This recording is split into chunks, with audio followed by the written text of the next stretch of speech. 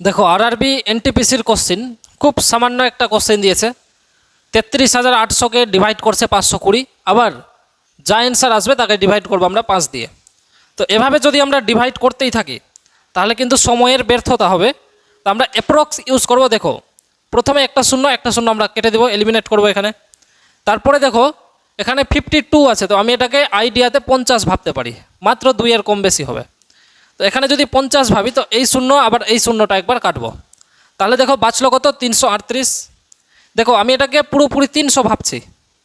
300কে যদি আমি 5 দিয়ে ভাগ করি তাহলে কত হচ্ছে 60, আর 60কে আবার 5 দিয়ে যদি ভাগ করি তাহলে কত হবে দেখো 12 5 60 হয় 12। তো তোমরা এবার অপশানের দিকে ফোকাস করো যে 12-র সিমিলার অপশান কোনটা আছে, কারণ আমরা অ্যাকচুয়াল মান বের করে নিই। আমরা অ্যাকচুয়াল মান না বের করে অ্যাপ্রক্স আইডিয়া করে মান বের করেছি 12।